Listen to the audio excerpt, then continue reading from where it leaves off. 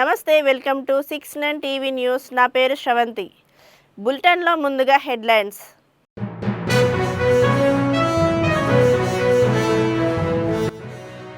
అచ్చంపేట నియోజకవర్గాన్ని దేశంలోనే మోడల్ నియోజకవర్గంగా మారుస్తాం. మాచరంలో ఇందిర సౌర గిరిజల వికాసం పథకం ప్రారంభించిన సీఎం రేవంత్ రెడ్డి.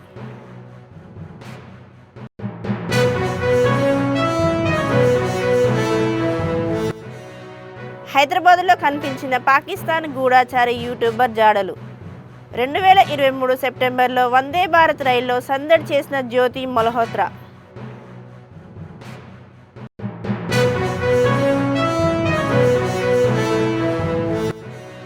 తెలంగాణ సచివాలయంలో ప్రపంచ దేశాల సుందరీమణుల సందడి. తెలంగాణ జరూర్ ఆనా అంటూ నినదించిన మిస్ వరల్డ్ పోటీదారులు.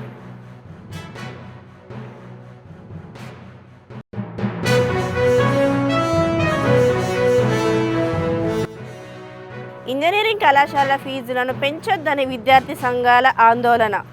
ఉన్నత విద్యా మండలి చైర్మన్ బాలకృష్ణారెడ్డికి వినతి పత్రం ఇచ్చిన ఏబీవీపీ నేతలు.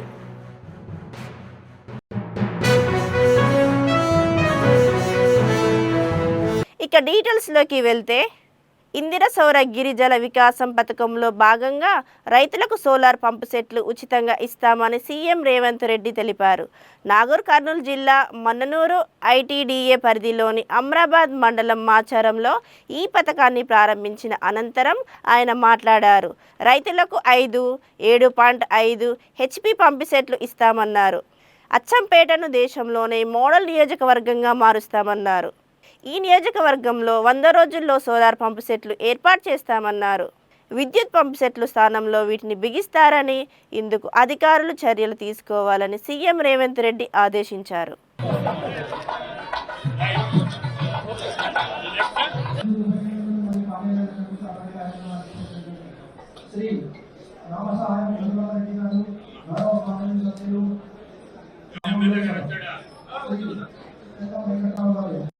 వాళ్ళు కూడా రాష్ట్ర ప్రభుత్వం నుంచి కేంద్రంలో రావాల్సిన ప్రతి పని కూడా ఈ మధ్యకాలంలో మేము ఒక సెటప్ కూడా చేశాము.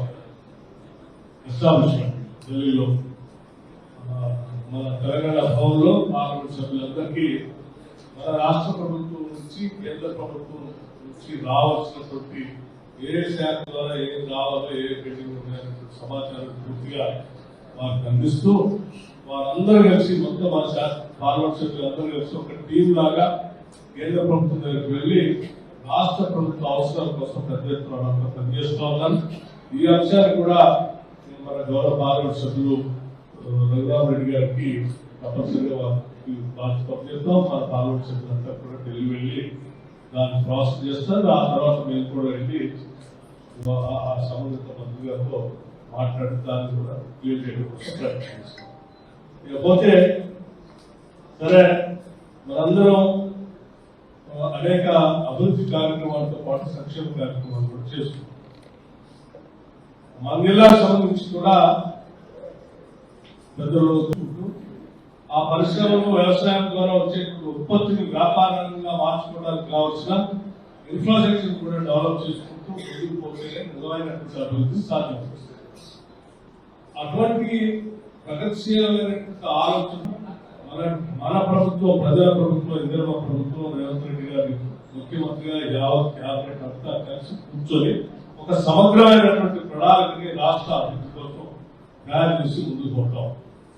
దాంట్లో భాగంగానే తెలంగాణ రాష్ట్రం మొత్తానికి అభివృద్ధి పరిశీలించేటువంటి రీజనల్ రింగ్ రోడ్ ని పెద్ద ఎత్తున ఏర్పాటు చేసుకోవడం కోసం రాష్ట్ర ప్రభుత్వం కేంద్ర ప్రభుత్వం మాట్లాడి అనేక జిల్లాలు కలుపుతూ హైదరాబాద్ నగరంలో ఉన్నటువంటి ఔటర్ రింగ్ రోడ్ ఇంకా కొంచెం దూరంగా రీజనల్ రింగ్ రోడ్ ని ఏర్పాటు చేసుకునే కార్యక్రమం చేస్తాం. ఈ రీజనల్ రింగ్ రోడ్ కి ఔటర్ రింగ్ రోడ్ కి ప్యారలల్ రోడ్స్ అన్ని కలుపుతాం. అట్లాగే మూసి రిజర్వేషన్ చేసుకుని పెద్ద ఎత్తున ప్రపంచవ్యాప్తంగా పాకిస్తాన్కి గూఢాచార్యం చేస్తూ భారత సున్నిత సమాచారాన్ని పాక్కు చేరవేస్తున్నారన్న ఆరోపణలపై అరెస్ట్ అయిన హర్యానా యూట్యూబర్ జ్యోతి మల్హోత్రా జాడలు హైదరాబాద్లోనూ వెలుగు చూశాయి. 2023 సెప్టెంబర్లో ప్రధాని మోడీ వర్చువల్గా హైదరాబాద్ బెంగళూరు వందే భారత్ రైలును ప్రారంభించిన సమయంలో ఆమె హడావిడి చేశారు. సికింద్రాబాద్ రైల్వే స్టేషన్లోనూ అప్పటి గవర్నర్ తమిళిసైతో పాటు కేంద్ర మంత్రులు కిషన్ రెడ్డి, బండి సంజయ్ పాల్గొన్న కార్యక్రమంలో యూట్యూబర్ వీడియోలు చేస్తూ హల్చల్ చేశారు. హర్యానాలో ఇటీవల గూఢచర్యం కేసులో జ్యోతి మల్హోత్రా అరెస్టు కావడంతో అప్పటి ఆమె వీడియోలు, చిత్రాలు తాజాగా సోషల్ మీడియాలో వైరల్గా మారాయి. అయితే హైదరాబాద్ వచ్చిన సమయంలో ఆమె ఎవరినైనా కలిస్తే అక్కడ ఏమైనా వీడియోలు తీశారా అన్న కోణాల్లో నిఘా వర్గాలు ఆరా తీస్తున్నట్లు తెలుస్తుంది. ప్రస్తుతం ఇది చర్చనీయాంశంగా మారింది. हेलो गाइस, जय हिंद। मैं हूँ अभी सिकंदराबाद रेलवे स्टेशन पे और यहाँ पे कुछ देख लो कितनी खूबसूरत डेकोरेशन हो रखी है यहाँ पे स्टेज की। और आ चुकी है फर्स्ट आंध्र प्रदेश की और तेलंगाना स्टेट के बीच में दूरी को कम करने के लिए वंदे भारत तेलुगु लोगों की जान शान मान। ये है खूबसूरत सी नई वंदे भारत का फर्स्ट लुक और हम लोग एक्साइटेड हैं इस ट्रेन से ट्रैवल करने के लिए। पासेस हमें मिल चुके हैं और हमारी जो सीट नंबर है वो है चेयर कार में C8 कोच में 24 नंबर। तो ये है यहाँ का चेयर कार का फर्स्ट लुक। चेयर कार जो है बड़ी खूबसूरत, थोड़ी सी कंफर्टेबल भी लग रही है मुझे। So this is our executive chair car. मैं आपको दिखाती हूँ कि इसका कंफर्टेबल कैसी है। ये कंफर्ट कितना ज्यादा है, देखो कितनी ज्यादा रिक्लाइन हो सकती है। तो मुझे लगता है कि काफी ज्यादा अच्छा है। स्पेशली उन्होंने यहाँ नेकलेस जो दिया है ये बहुत ज्यादा अच्छा है। इलेक्ट्रिक सॉकेट्स हैं और साथ में ट्रेन। तो ये एग्जीक्यूटिव कोच में ट्रैवल करने का बहुत बड़ा का बेनिफिट हो सकता है। लास्ट टाइम जब मैंने चेन्नई वंदे भारत की थी तो ये मुझे मिली थी मनीषा जी। लगता है ये 35 स्टाफ आप भी यहीं का ये सेम है या ओके नाइस मीटिंग। इन्होंने मुझे देख के रोक लिया। तेलुगु में बोल दो। तेलुगु चपाला। इंडिया की 8th वंदे भारत और तेलंगाना स्टेट की फर्स्ट वंदे भारत और ऐसे मौके पे तेलुगु ट्रैवल ब्लॉगर ना हो, ये कैसे हो सकता है? हाय। There is a small correction. Yep. Telugu states का first Vande Bharat. Oh. Connecting 2 states. Yes. Telugu state का Andhra and Telangana. Yes. Right. आपके स्टेट में हमारा वेलकम कैसे करेंगे आप? स्वागतम सुस्वागतम। Thank you.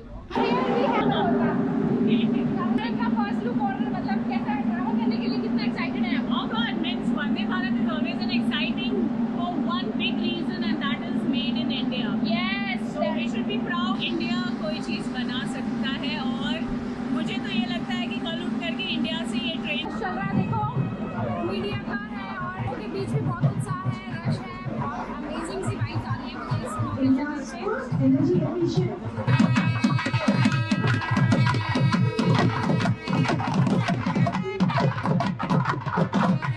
जैसे कि आपको पता है कि मोदी जी नहीं आ रहे हैं इनॉग्रेशन पे, तो यहाँ पे इनॉग्रेशन जो है रेलवे मिनिस्टर और टूरिज्म ने करेंगे।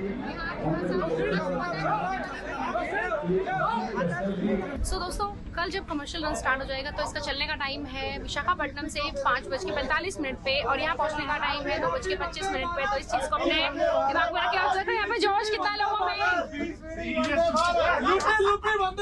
అనేది చాలా హై డెన్సిటీ రూట్. O&M పనులపైన ఎమ్మెల్యేలు, ఇరిగేషన్ అధికారులతో మంత్రి నిమ్మల రామానాయుడు టెలికాన్ఫరెన్స్ నిర్వహించారు. ఈ కార్యక్రమానికి ఎమ్మెల్యేలు, special chief secretary Sai Prasad, ఇతర ఉన్నతాధికారులు హాజరయ్యారు. ఈ సందర్భంగా మంత్రి మాట్లాడుతూ వందల వేల కోట్లు పెట్టిన ప్రాజెక్టులు, రిజర్వాయర్లు, కాలువలు, డ్రైన్లు నిర్మిస్తే గత ప్రభుత్వం మెయింటెనెన్స్ కూడా లేకుండా గాలికి వదిలేసిందని ఆరోపించారు. ఇరిగేషన్ పనుల నిర్వహణ, మరమ్మతుల కోసం చంద్రబాబు విడుదల చేసిన 344 కోట్లు సద్వినియోగం చేసుకునేలా ఎమ్మెల్యేలు, ఇరిగేషన్ అధికారులు ప్రణాళికలు సిద్ధం చేసుకోవాలని సూచించారు.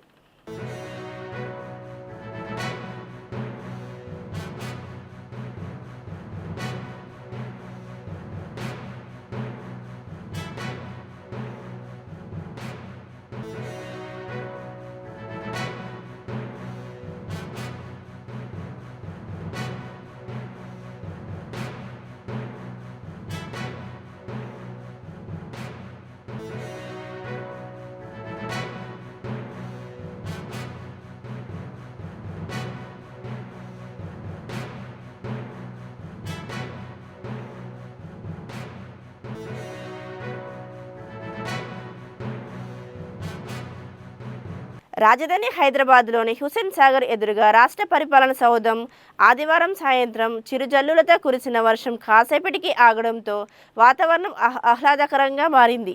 ఈ సమయంలో సచివాలయంలో అడుగుపెట్టిన ప్రపంచ దేశాల సుందరీమణులు 2 గంటల పాటు సందడి చేశారు. ఫోటోషూట్లో తెలంగాణ జరూర్ ఆనా అంటూ నినాదించారు. తెలంగాణ తల్లికి పుష్పార్చన చేశారు. తెలంగాణ ప్రభుత్వం అభివృద్ధి కార్యక్రమాలు, సంక్షేమ పథకాలను వివరించిన డ్రోన్లను వీక్షించి అబ్బురపడ్డారు.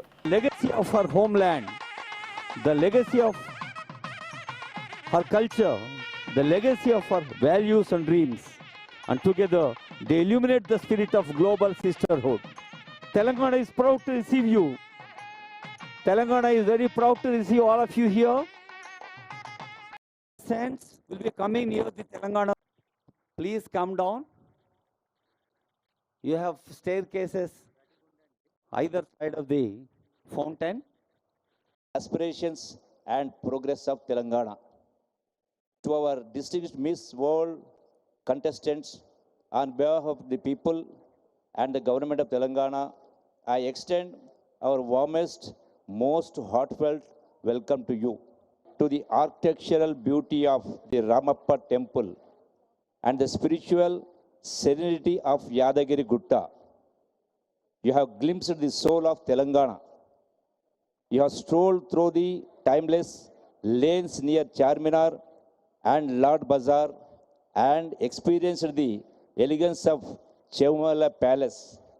You have seen the spiritual pluralism of Buddhavanam and the intricate craftsmanship of Pochampalli, whose artistry has earned international recognition. Ours is a land where history meets modernity.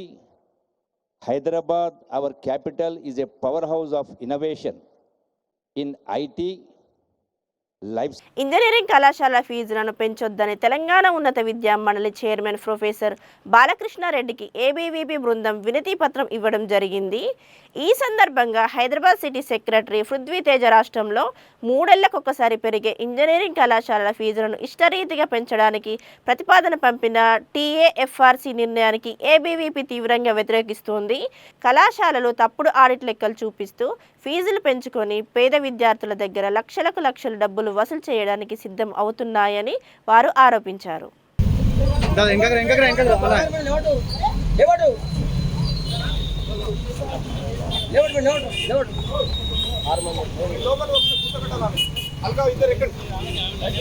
నిదానం తల్లి, నిదానం, కింద కాళ్ళు ఇవ్వండి, కూర్చోబెట్టుకో.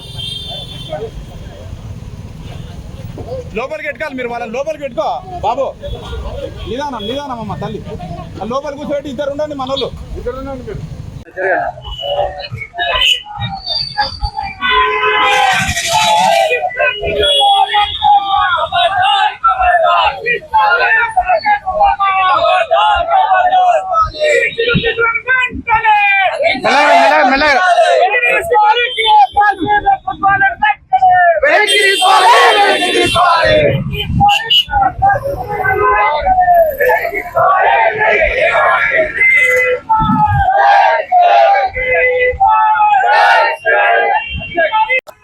నమస్తే, Prithvi, ABVP Hyderabad city secretary.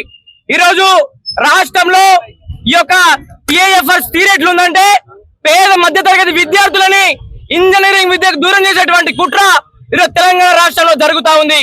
3 ఏళ్లకు ఒకసారి పెరిగేటువంటి ఇంజనీరింగ్ కళాశాల ఫీజులను తప్పుడు ఆడిట్ రిపోర్ట్లతోటి టీఏఎఫ్ఆర్సీ అధికారులు ప్రైవేట్ కళాశాల యజమాన్యాలతోటి ఈరోజు కుమ్మక్కయి తప్పుడు లెక్కలు చూపిస్తూ విచ్చల విడిగా ఫీజులు పెంచుకోవడానికి ప్రతిపాదనలు పంపితే ఇక్కడ ఉన్నటువంటి అధికారులు కనీసం పట్టించుకోకుండా వాటిని ఎవరైతే బడా బాబులు ఉన్నారో వాళ్లకు లాభం చేకూర్చే విధంగా ఈ రోజు ఇంజనీరింగ్ ఫీజులను పెంచేటువంటి ప్రక్రియ జరుగుతా ఉంది.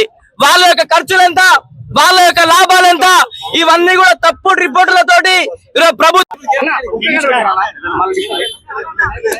అఖిల భారతీయ విద్యార్థి పరిషత్ ఆధ్వర్యంలో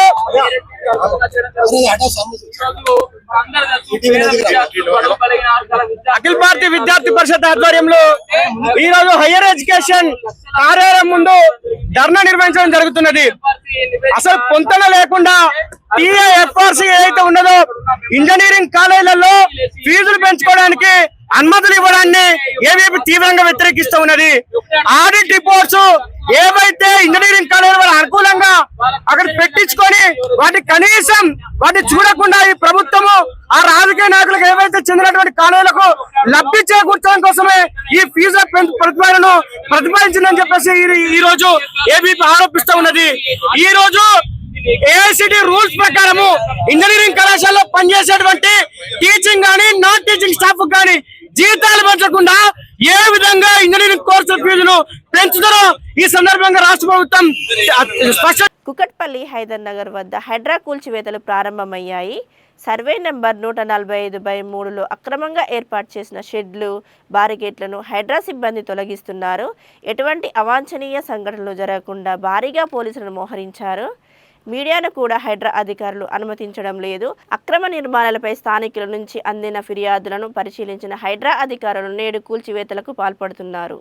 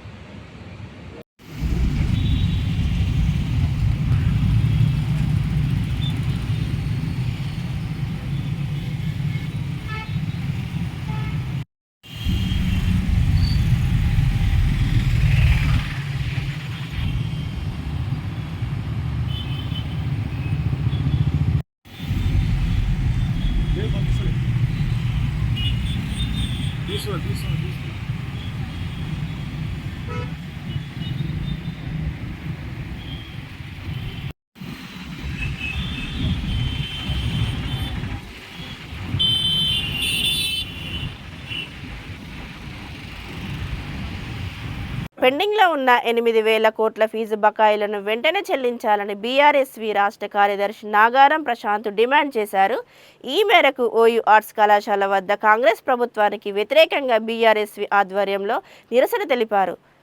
ఈ సందర్భంగా నాగారం ప్రశాంత్ మాట్లాడుతూ కాంగ్రెస్ ప్రభుత్వం గద్దెనెక్కిన తర్వాత విద్యాశాఖను పూర్తిగా గాలికి వదిలేసిందని ఆరోపించారు.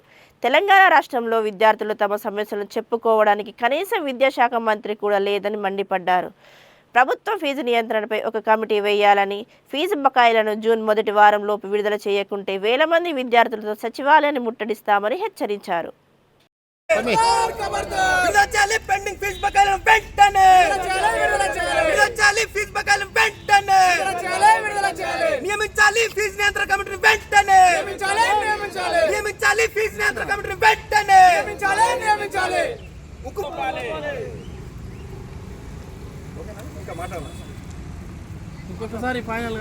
మీడియా మిత్రులందరికీ మా నమస్కారాలు తెలియజేస్తా ఉన్నాం. ఈరోజు కాంగ్రెస్ పార్టీ అధికారంలోకి వచ్చిన తర్వాత విద్యా వ్యవస్థను పూర్తిగా సర్వనాశనం చేసి గాలికి వదిలేస్తుంది. కాబట్టి కాంగ్రెస్ పార్టీకి ఒకటే మేము తెలియజేస్తా ఉన్నాం, ఇప్పటికి కూడా కాంగ్రెస్ పార్టీ అధికారంలోకి వచ్చిన తర్వాత ఏ ఒక్కసారి కూడా ఫీజు రియంబర్స్మెంట్ ఇవ్వలేదు. దానికి 8,000 కోట్ల పెండింగ్ బకాయిలు అయిపోయినాయి.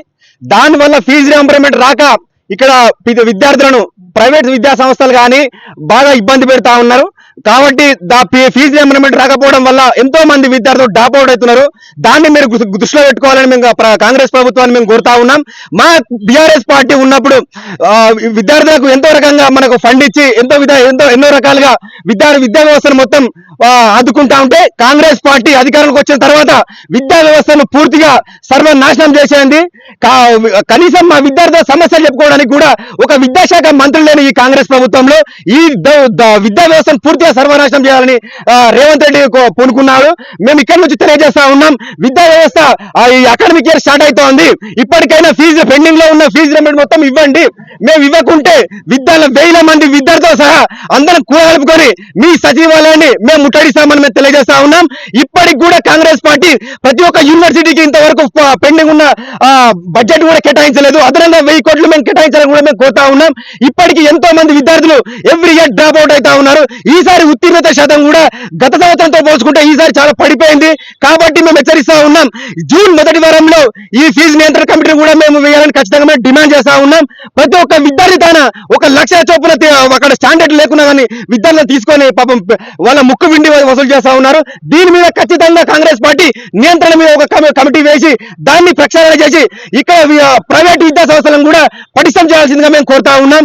ఇప్పటికైనా రేవంత్ రెడ్డి కళ్ళు తన విద్యా వ్యవస్థలను మొత్తం పటిష్టం చేయు, ప్రైవేట్ మొత్తం ఉక్కుపాదం మోపి ఇక్కడ మన గవర్నమెంట్ విద్యా సంస్థలను మొత్తం బలోపేతం చేయాలని మేము కోరుతా ఉన్నాం. ఖబర్దార్ రేవంత్ రెడ్డి. బులెటిన్ ముగించే ముందు హెడ్లైన్స్ మరోసారి.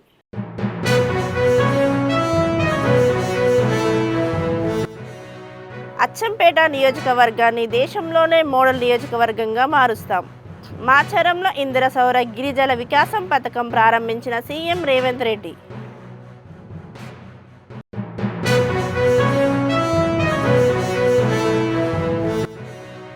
హైదరాబాద్లో కనిపించిన పాకిస్తాన్ గూఢాచారి యూట్యూబర్ జాడలు. 2023 సెప్టెంబర్లో వందే భారత్ రైల్లో సందడి చేసిన జ్యోతి మల్హోత్రా.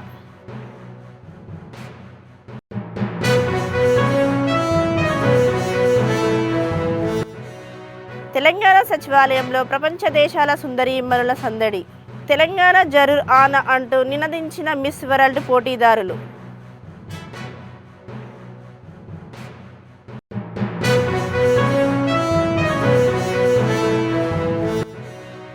ఇంజనీరింగ్ కళాశాల ఫీజులను పెంచొద్దని విద్యార్థి సంఘాల ఆందోళన. ఉన్నత విద్యా మండలి చైర్మన్ బాలకృష్ణారెడ్డికి వినతి పత్రం ఇచ్చిన ఏబీవీపీ నేతలు.